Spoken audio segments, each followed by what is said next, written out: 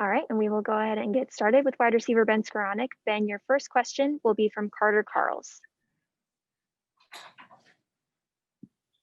Hi, Ben. After the Louisville game, you talked about how Ian Book's approach kind of changed, how he got really focused, really kind of mad at himself into the film room and really just had that laser focus. And I'm wondering what you've kind of seen from him these past couple of weeks since the Clemson game, if it's been kind of similar or what you've kind of seen from his approach. Yeah.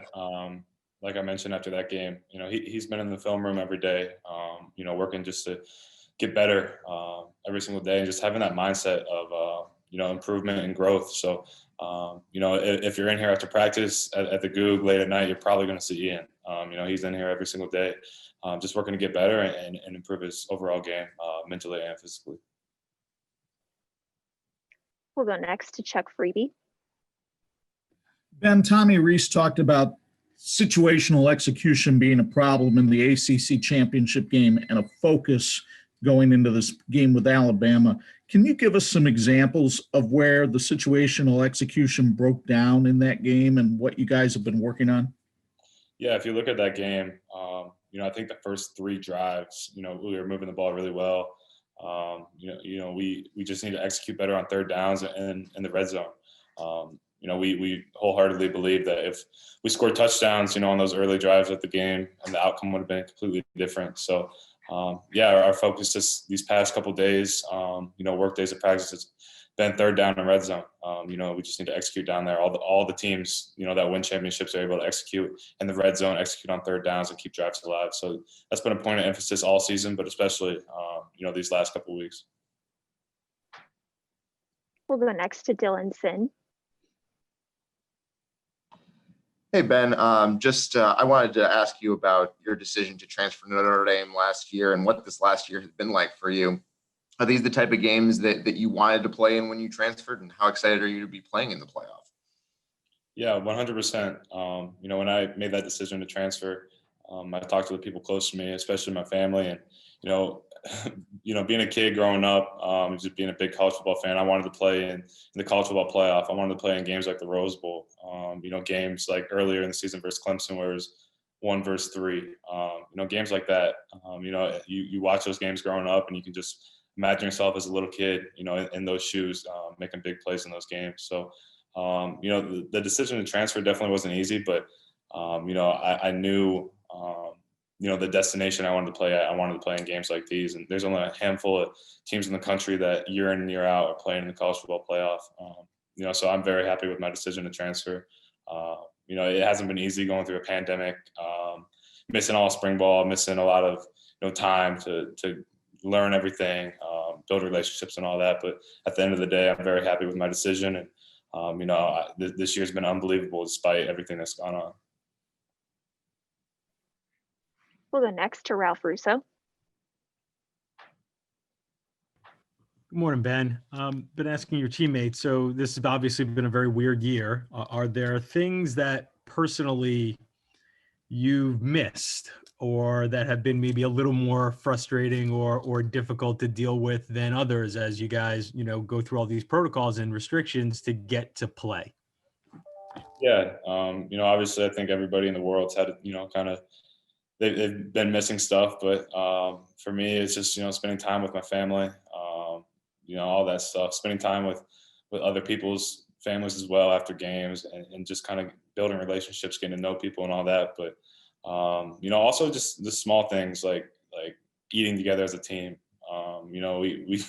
We do it with a glass divider in between us. So it's just different this year. I miss those meals and just getting to know people, the locker room, all that stuff. It just all looks different. So there's definitely a lot of stuff that we all miss, but it's definitely those relationships for me.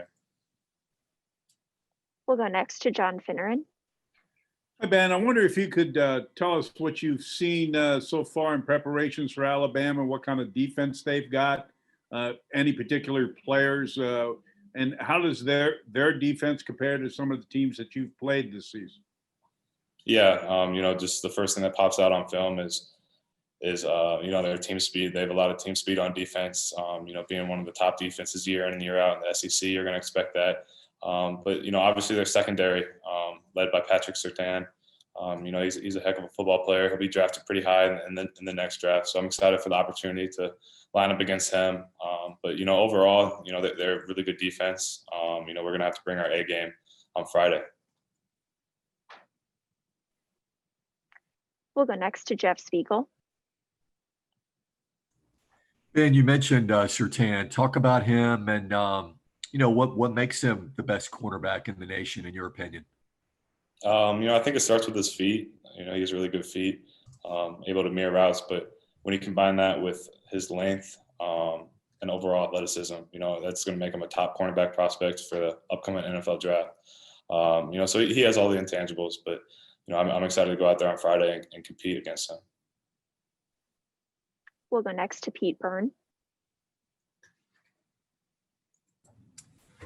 Hey, Ben. Just wanted to talk to you about the respect or perhaps the lack thereof being given to the team heading into this game. I mean, you guys have arguably the top win in the nation this year. You were in the top 5 all season long, and yet I know you don't look at projections or point spreads, but you guys are considered maybe the largest underdog of this bowl season. I wonder to what effect that motivates you guys.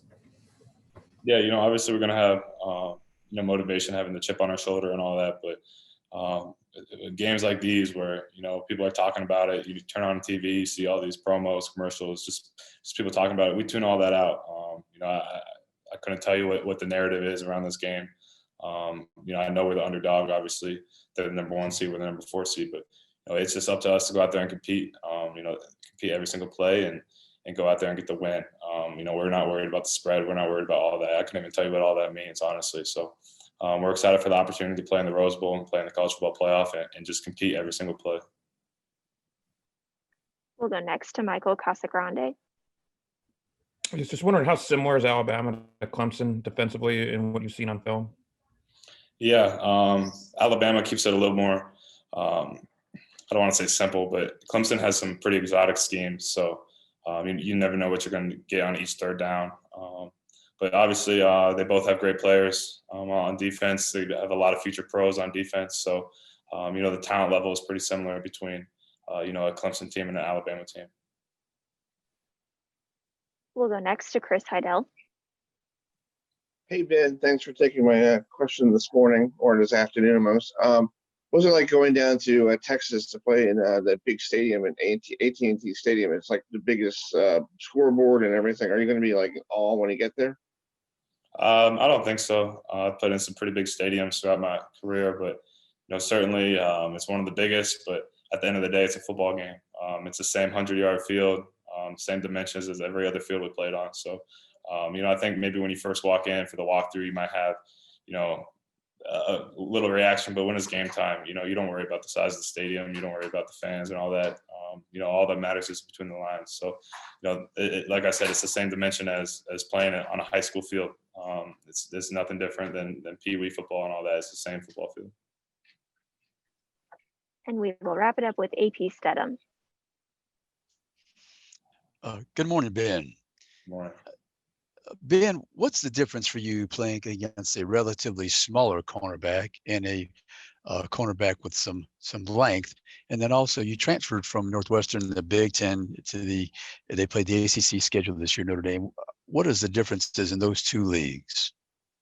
Yeah, to answer your question, I'm a bigger receiver. So, going against the smaller cornerbacks, obviously jump balls are definitely in play for me every single play. But, I think a good cornerback, I don't think it matters, their size or their stature. At the end of the day, that you just got to measure it with heart and stuff and playmaking ability. And then to answer the second part of your question, there's definitely some differences between the Big Ten and the ACC. The Big Ten, it was, a lot of defensive heavy focus, run the ball, stop the run, all that, just some hard-nosed football, especially in the Big Ten West where I playing schools like Iowa, Wisconsin, year in, year out. You better stop the run and you better be able to run the ball. The ACC, it was a mixture of that. There's some teams that aired it out.